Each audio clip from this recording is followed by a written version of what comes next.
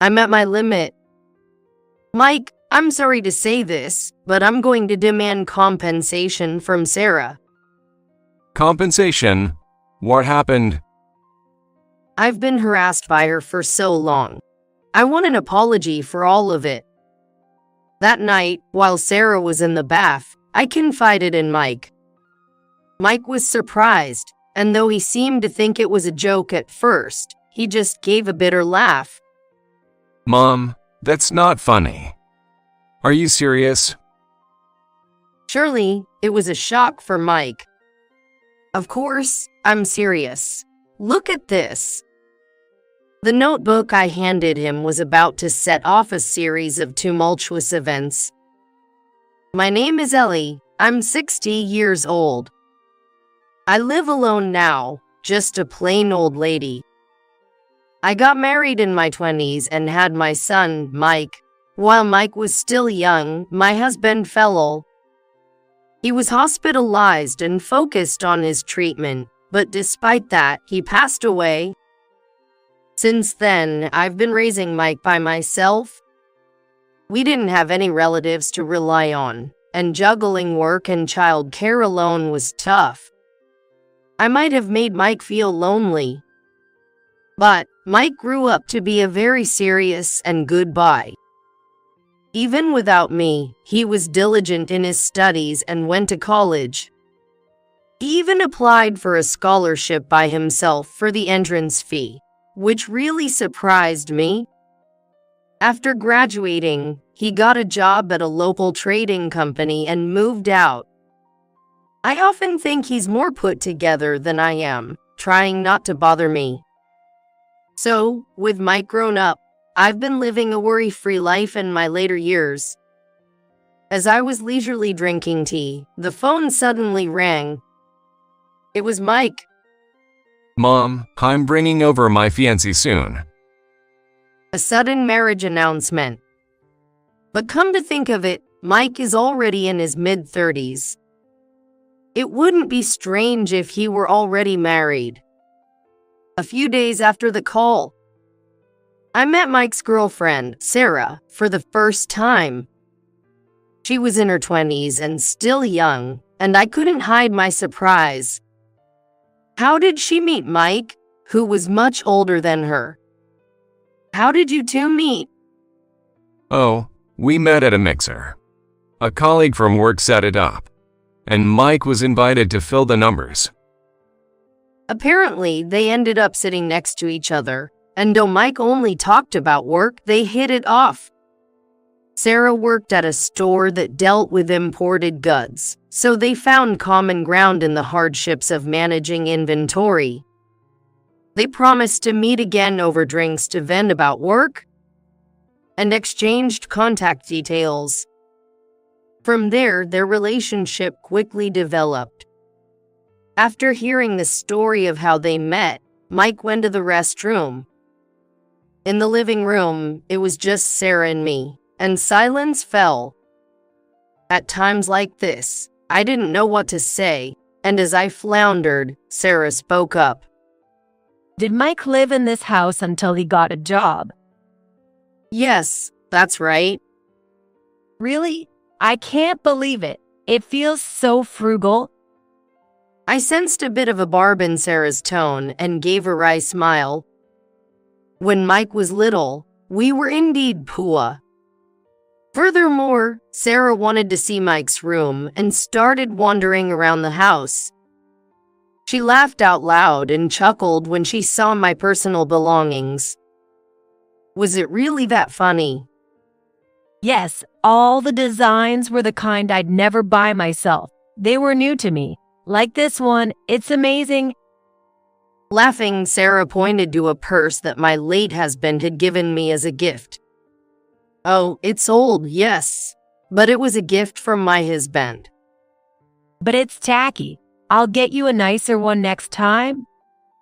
It was unclear if Sarah was listening to what I said, but that's what she blurted out. To me, it's a keepsake, and even though it's old, it's well cared for without any damage or dirt. It felt like she was belittling my feelings, and that hurt a little. However, Sarah never spoke down to Mike like that in front of him. I was feeling uneasy, but since Sarah is Mike's wife and not my daughter, I didn't want to make too much of a fuss and decided to let Mike make his own choices, acknowledging their marriage. Afterward, Sarah and Mike had their wedding. During the wedding, there were moments that confirmed our bad compatibility. Sarah, congratulations today. You look beautiful. Thank you, Ellie. You're your usual self. Yes. Thank you. When I replied that way, Sarah laughed unpleasantly. I didn't know what she was thinking at the time, but I overheard her talking with a friend after the ceremony. So, I tried to hint at how tacky Ellie's outfit was by saying your usual self, but she thanked me. That's hilarious. She really is a playmill, isn't she? I was so embarrassed my face turned red. Even though it was a rental, I was wearing a proper branded dress. I had intentionally chosen a plain design so as not to outshine the bride, and I hadn't expected my consideration to be mocked. Indeed, I didn't want to have much to do with Sarah and her crowd. Since the wedding, I haven't had much contact with Sarah. Fortunately, there are no signs of children, and all is peaceful. But suddenly, the time came when I had to interact with Sarah again. Out of the blue, Mike suggested that we live together. Sarah was reluctant, but Mike seemed worried about me living alone. I was happy to live with my son. I knew he was concerned about my mobility. In fact, I had recently tripped on the stairs while shopping and twisted my ankle, causing severe pain. I'm still limping, but I can walk. You don't need to worry so much. It'll heal in time. No, I'm still worried. Sarah, you understand, right? Yeah. Mike insisted, and finally, Sarah relented. This is how the not-so-compatible Mill and DIL ended up living together. Mike works long hours, leaving early in the morning and returning late at night. During the day, it's just Sarah and me. I was tense and on guard, but Sarah didn't do anything. Rather, she goes out every day dressed flamboyantly with heavy makeup. Could it be that she married my son for his money and is having an affair? I try desperately to dismiss such thoughts, but the doubts persist. It's fortunate that I don't have to see Sarah's face much, but she ignores my mobility issues, and I end up doing all the household chores. There's a lot of laundry, and even when I ask for help, she says she's too busy. Busy, though she doesn't work and is always on her smartphone. Eventually, I couldn't stand it anymore and confronted Sarah. Are you actually saving any money with all this going out every day? What's with this sudden question? I'm saving more than you, Ellie, so don't worry. We just don't share the same taste. You're too frugal for me. Her comment, looking down on me as if I were poor, was infuriating. How disrespectful to say such a thing to someone older. All right, changing the subject, though, I'd like you to help out a bit more with the housework. I thought it'd be better to let you do things your way. Despite her pretense of consideration, Sarah said this brazenly. I was about to yell at her to stop lying, but clenched my fist and held back. My leg still hurts, so I could really use some help. Perhaps worried that Mike would hear about it and get upset, Sarah started to help a little with the chores. But this was when her harassment began. She would make dinner, only to put extra spicy seasoning just in my portion, or she'd turn off the water heater while I was bathing. Sarah claimed these were just accidents, but I'm sure they were intentional. And when I thought she was cleaning, she would use my clothes as cleaning rags. She would hang the laundry out again after I brought it in because of rain, getting everything soaking wet. There were countless such annoyances every day, too many to confront her about. Then something unforgivable happened. Sarah had sold my late husband's pocket watch on an online auction. I had noticed her sneaking around.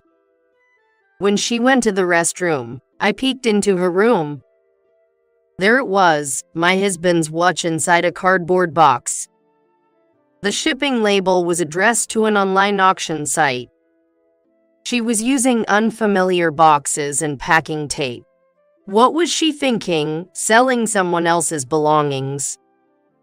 As I stared in disbelief at the cardboard box, Sarah returned. Ellie, what are you doing? Sarah, what is this all about? What do you mean? I was just about to sell this watch. This was my husband's. Why would you sell it without asking? As I confronted her, Sarah made a face of displeasure. It was just a mistake. I was cleaning and found a dusty watch, and I thought it was junk. That's a lie. There's no way. This watch was kept in a display case, which I clean regularly. I lost my temper and shouted, "Don't joke around." Then Sarah, unapologetic and laughing, said, Oh, scary. Please stop being hysterical. "What? You're not struggling financially thanks to your son. Complaining about something like this seems pretty petty, doesn't it? Gratitude, showing no remorse at all, was too much for me. Don't touch anything in this room. Don't even come in." With that, I left, and the mood between Sarah and me soured even more. Then, Sarah stopped doing anything for me, not dinner or laundry.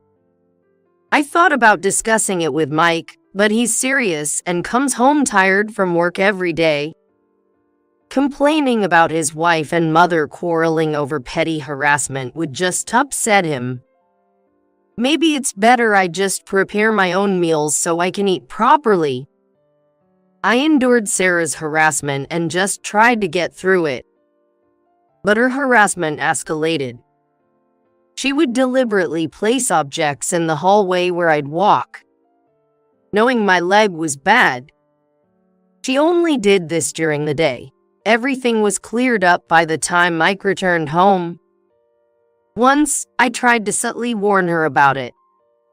"Sarah, I'm sorry, but my leg is bad, and it's difficult for me when you leave things in the hallway." If you keep saying that, it will never get better. It's good practice for walking. Sarah said this with a laugh. Perhaps upset by being called out, the next day there were even more objects blocking the way. It seems she also believes I wouldn't notice, but it appears she's been stealing money from my wallet. Initially, I thought she was just moving my purse around. But the thefts were so frequent that I realized it when I went shopping and found less money in it. I don't know when she started or how much Sarah has taken. It's my own home, and yet I've come to feel I can't let my guard down. Sarah's harassment isn't confined to the house. She's started spreading bad things about me to acquaintances in the neighborhood. She goes around saying completely untrue things, like the disliked Mill is the one harassing. My close friends don't believe it and they tell me about it, but casual acquaintances might. I was at my wit's end, and as Sarah started taking more money from the wallet, I couldn't stand it any longer. I've reached my limit. That night, while Sarah was in the bath, I took the opportunity to speak to Mike. "Mike, I'm sorry, but I have to demand compensation from Sarah." Compensation? What happened? "I've been harassed by her. I want her to apologize for everything." Mike was surprised, though he seemed to think it was a joke and chuckled.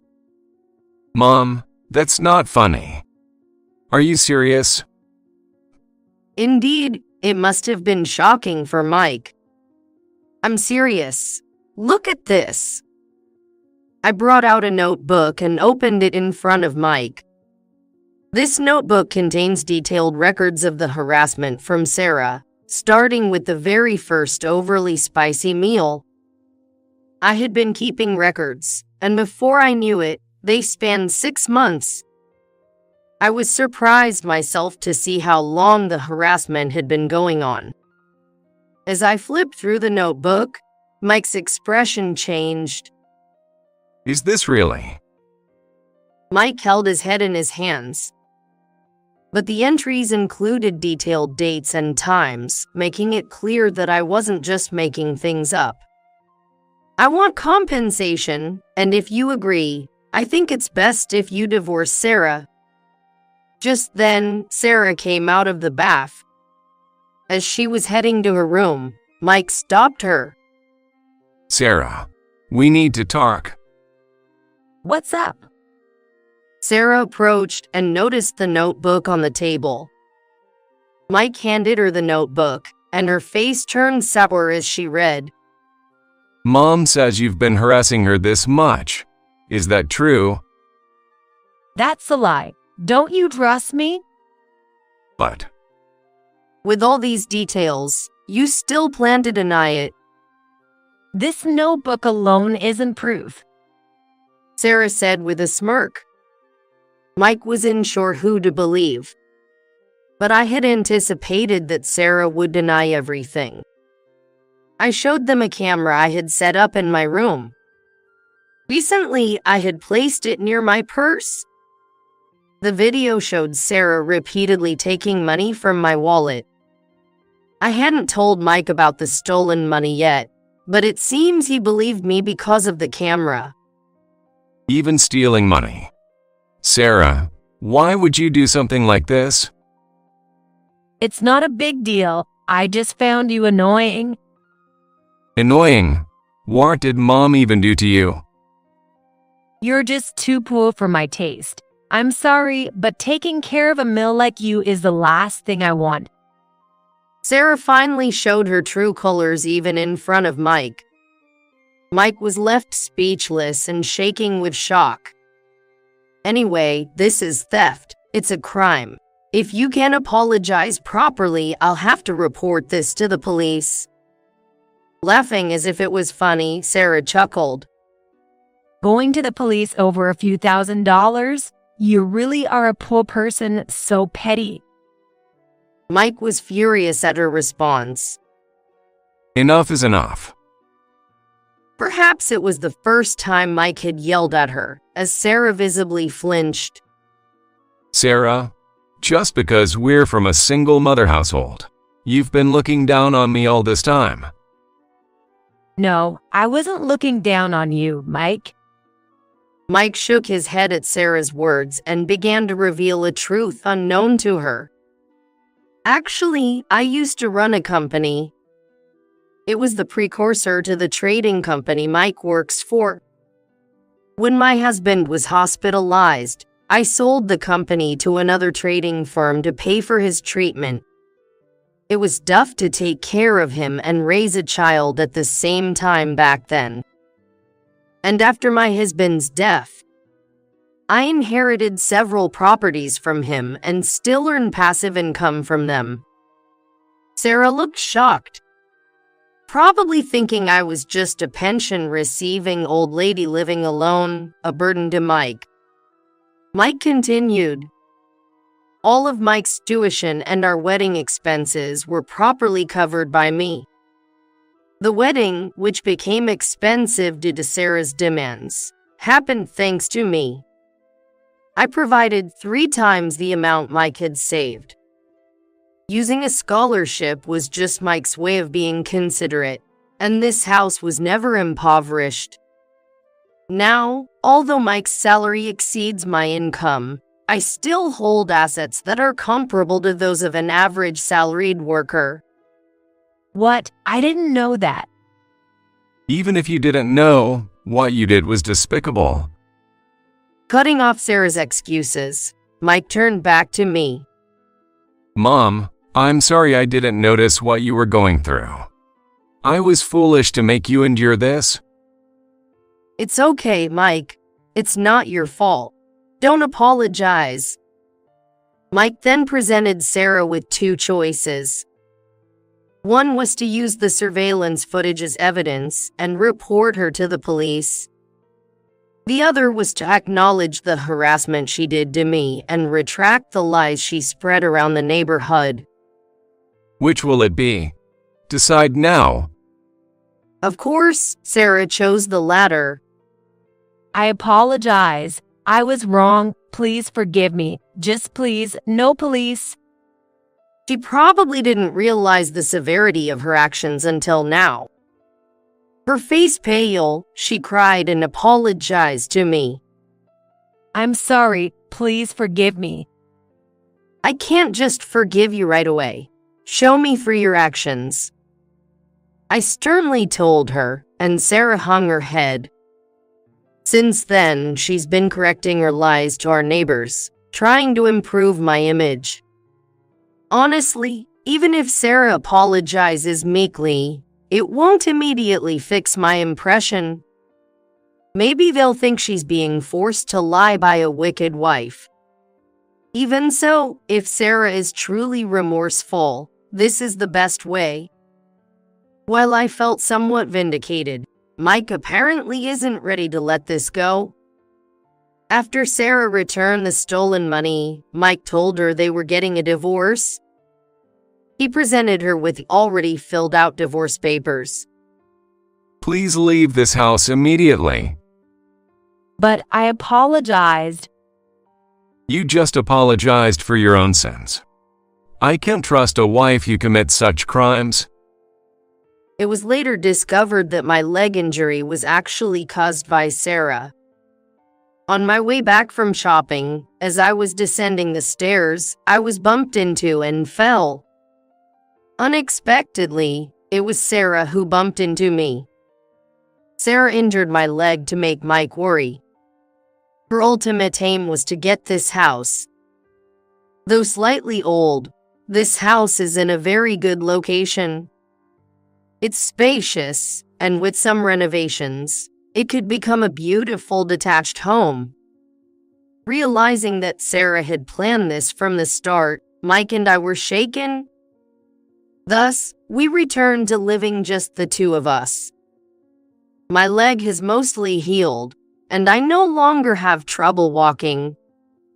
A year later, surprisingly, I found Sarah living homeless in the local park.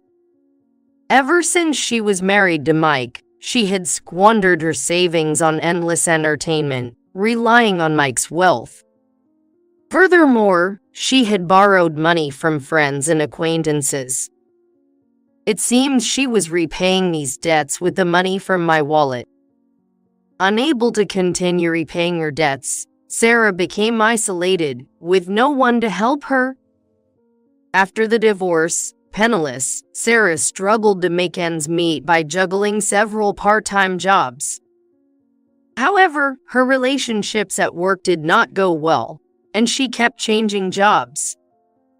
Because of this, she struggled to pay her apartment rent and was eventually evicted due to arrears. Her reputation has spread around the neighborhood, and now no store will hire her. Despite it being her own doing, it seems she has received quite a harsh punishment. Meanwhile, Mike divorced Sarah and remarried 6 months later. I was worried that after everything with Sarah, Mike might never marry again. As a parent, naturally, I was concerned about who would take care of him after I'm gone. I hoped that Mike would find someone to look after him as he grows older. Fortunately, those worries turned out to be unnecessary. The woman he remarried was someone he met through work, very reliable. Just to be safe, I had told her about Sarah, but she said it was all in the past and not to worry. His new wife is very thoughtful. She takes care of me without a single complaint. She also has a caregiving qualification from her background in welfare, and she is now planning renovations for us. Finally, I feel fully accepted as family by my DIL, and I am filled with happiness. She invites me on trips just as easily as if I were her real daughter. However, we go out together so often that I sometimes think I should give Mike and her some space. Even more joyously, his new wife is now pregnant. They went to the hospital and immediately shared the news with me upon their return. Mike looked very happy. Living together day by day with my first grandchild and a family of 4, I find myself dreaming of such a joyful future.